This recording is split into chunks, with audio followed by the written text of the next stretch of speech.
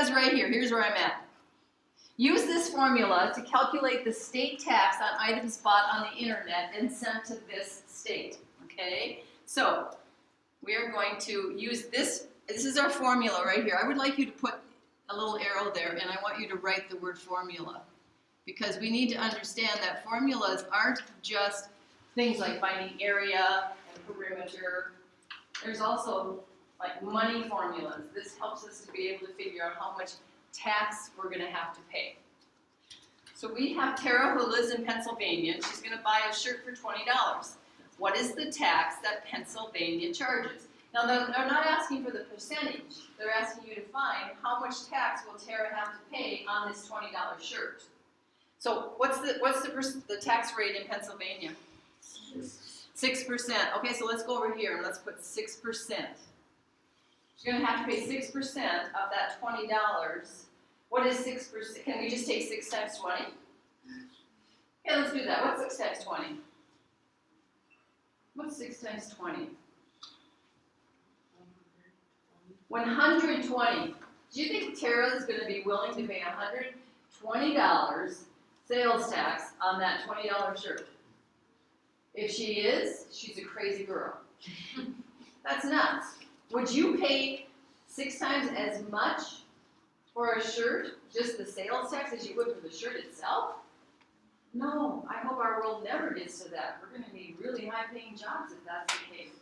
So we can't just take it times 6. What are we going to have to do? What were we just talking about, Danny? We don't want to divide, but we do have to do something with maybe do something to that 6 divided by something. Sylvia?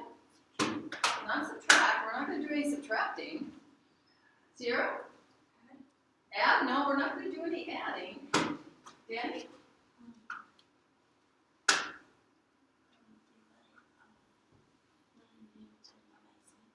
Divide 120 by, or 20 by 6, or 120 by 6.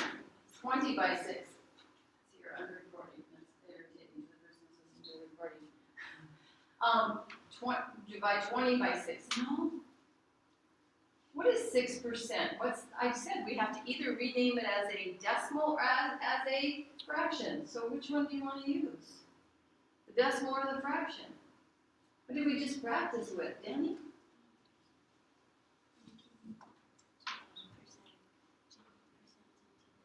Yeah, change the percent into its decimal name. So what's the decimal name for 6%?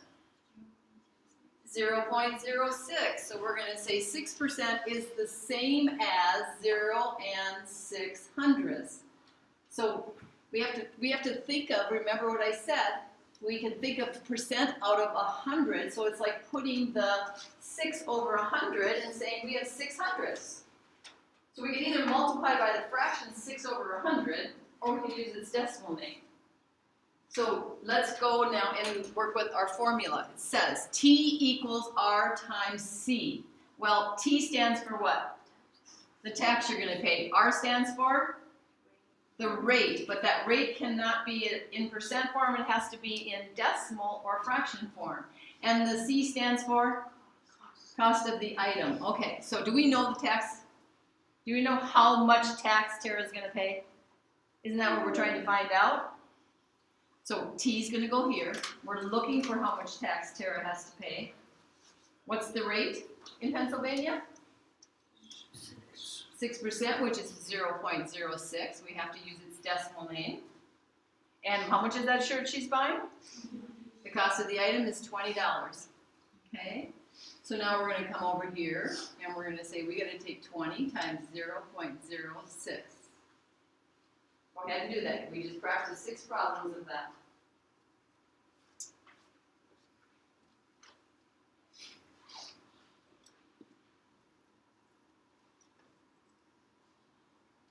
What's the answer, folks?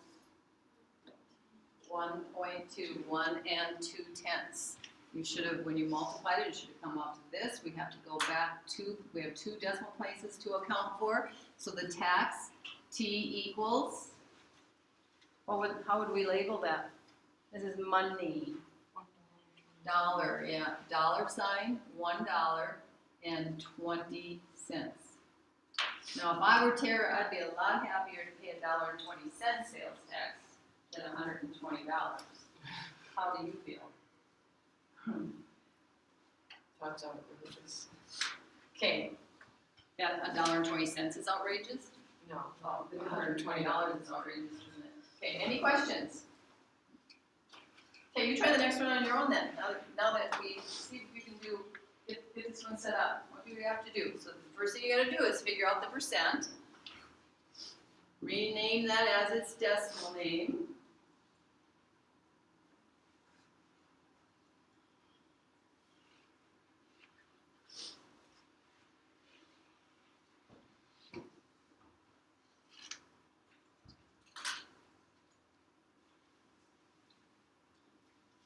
How much does what percent does California charge?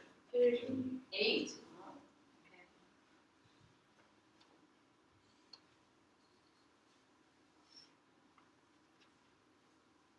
And the decimal name for 8% is? 0.08. 0.08. Okay.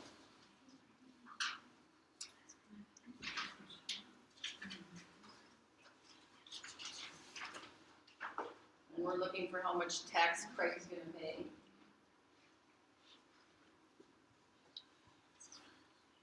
On an item that costs how much money? $8.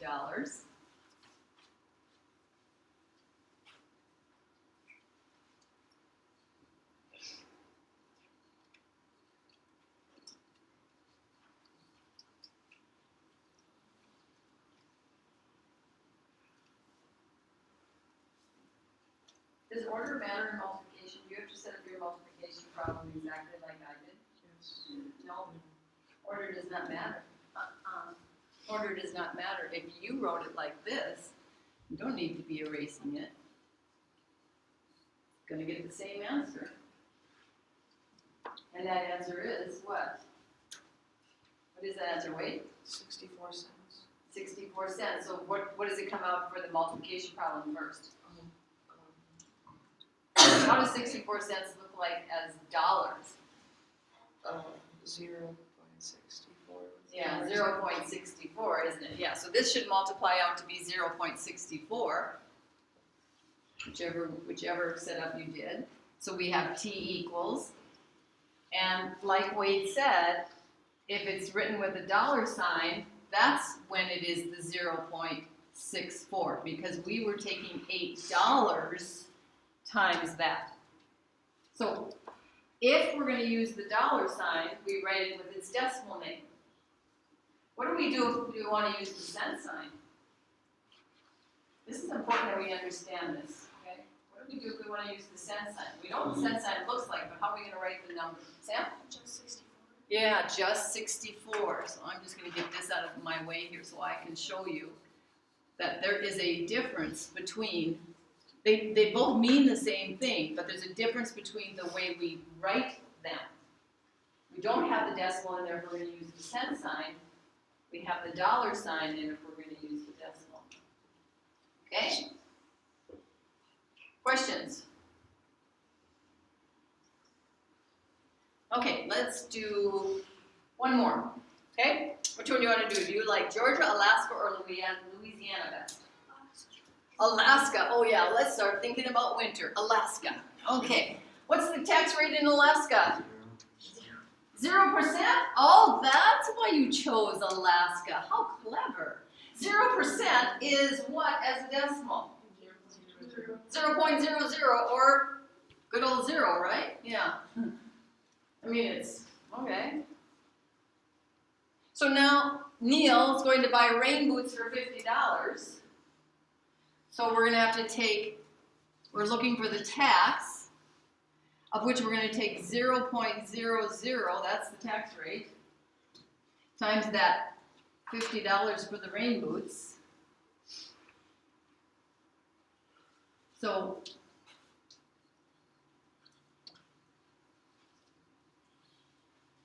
do we really even need to do that?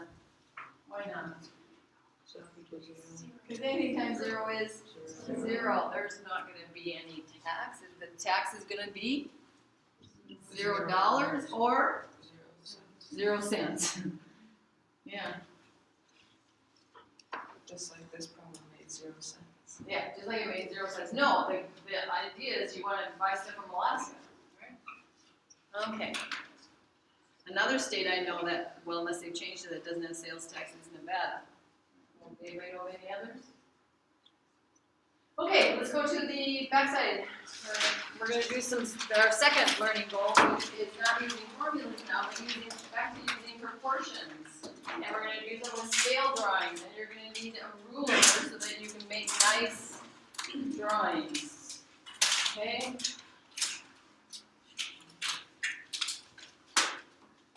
Let's see what we're doing in here. It says each problem shows a shape. Now these are tools, not toys, okay? Each problem shows a shape that needs to be scaled to a larger size. Use the table to make sure the dimensions of the larger shape are correct. So number 1 says, and I do not like the wording in this at all, but I'm going to change it up a little bit, and you're going to change it with me in your book. It says, draw a right triangle that is 2 times as large. We're going to find out that this right triangle is going to get more than 2 times as large. What they're really meaning to say is they want you to double the dimensions, okay? Right, that is 2, let's do this. Let's cross out that. That has dimensions 2 times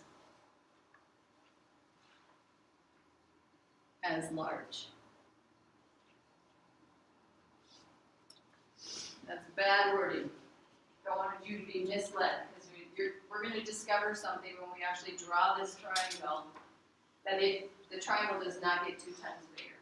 Anybody have a prediction how many times bigger it's going to get? Any idea? 0. 0 times bigger. That's interesting. I think you're going to stay the same size then. If we make the dimensions 2 times as large? Oh, let's look. Let's figure out the dimensions of the triangle we already have there. I think you guys can see your grid lines better than I can, right? So you tell me, what's the base length of this right triangle? 5. It's 5 units? They're not 5 squares, they're lengths of 5 squares. So they're 5 units, okay? So let's say 5 units. And then, how tall is it? 4 units. 4 units. Yeah, it's 4. Okay, you're supposed to double those dimensions. So you're supposed to make a triangle that has a base of what? How long would the base of the new triangle be? 10 units. And how tall would the side of the new right triangle be?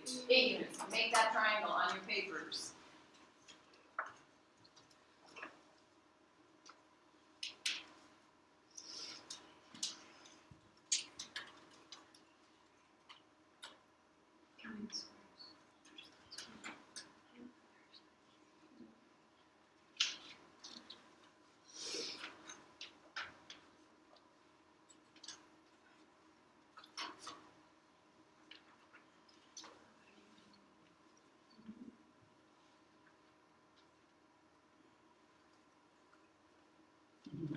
Oh, this is so hard to see.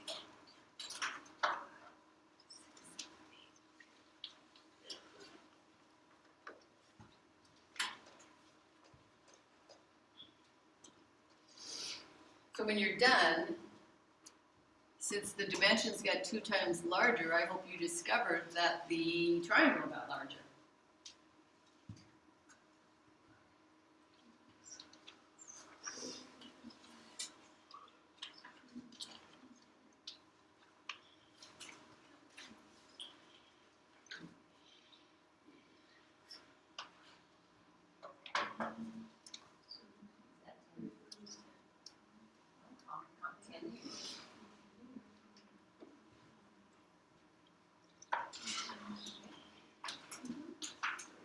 We understand how to do a length of 10 units.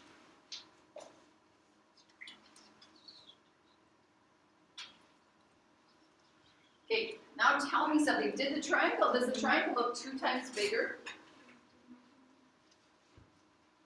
In In other words, if I gave you a scissors right now and asked you to cut out that little triangle and place it on top of the new bigger triangle that you just drew, would it only fit on there twice? I disagree. 3 times? Try to visualize that. Look at it right now. Try and imagine that if it was cut out and you'd have to be flipping it around and seeing how many times could you fit it in there. How many times do you think you could fit that little triangle inside that big one? Do something to help figure this out. Draw some lines inside your big triangle. Do whatever you gotta do. I like what Sylvia's doing over there. Just drawing little triangles in there. Good idea.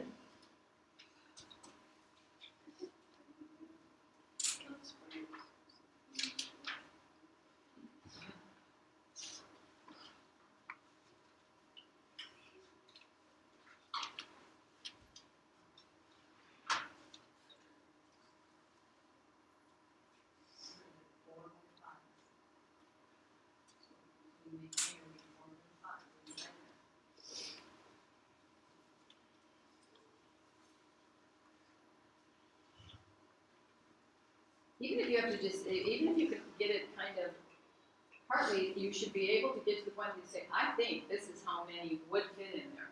Anybody think they know? Anybody think they know? Peggy, what do you think? 4? Sam, you have the same answer? 4 of them would actually fit in there. 4 of them would. So it didn't get twice as big, it got 4 times as big. And the reason that this is not part of our lesson is that my students next year when you have me in algebra class and we do this lesson, it's always a hard one for students to understand. But we have a visual right here to show that when we double the dimensions, it doesn't get twice as big, it gets 4 times as big, okay? So now let's go down and put our numbers in our table here. Look at, we've got to make sure we read our table well. It says dimensions of the smaller triangle are in the first row. And in the first column, it's showing the length of the base. In the second column, it's showing the height.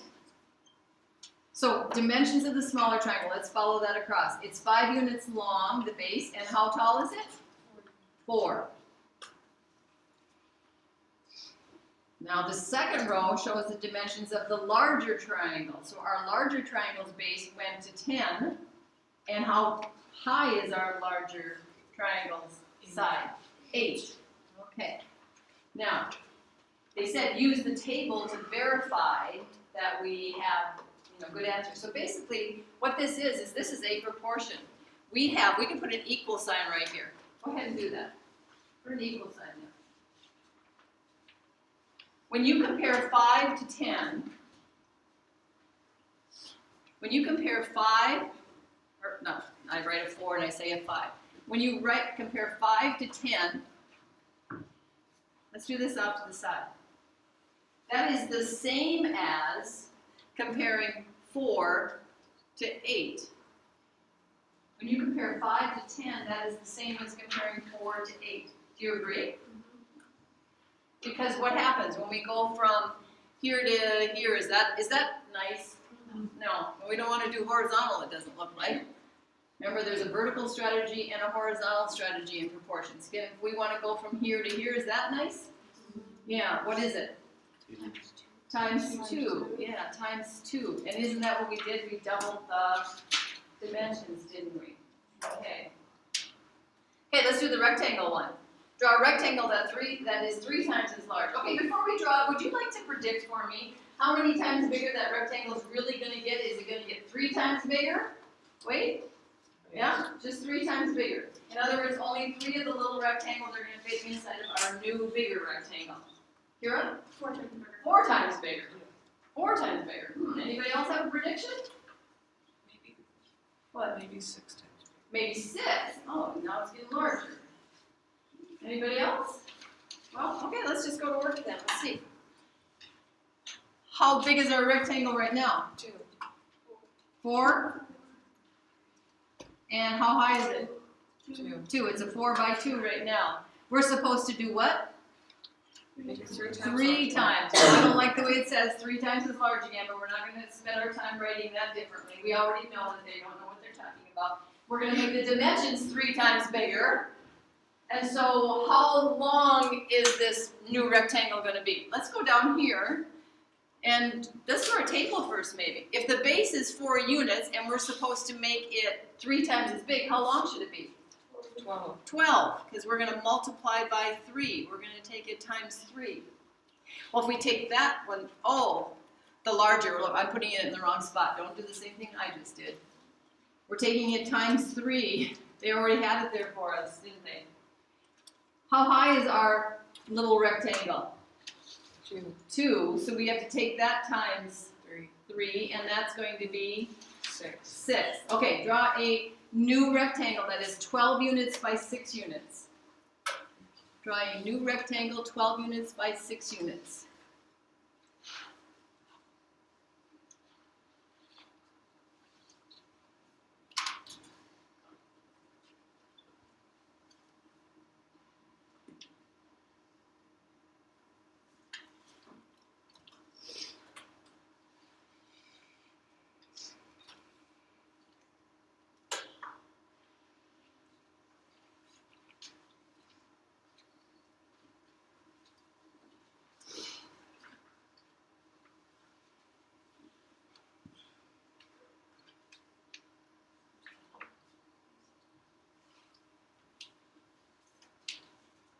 Okay, you decide. 3, 4, 6. Those were our predictions. How many small rectangles would now fit inside that new big one that you have? 12 by 6. Danny, what do you think? 9? What'd you say? Okay, now we're up to 9. Harley agrees, 9? Sylvia agrees, 9? 9. Ooh. How did it become 9 times bigger? Where did that come from? We took the dimensions times 3. We multiplied the length times 3. We multiplied the height times 3. How did it get 9 times bigger?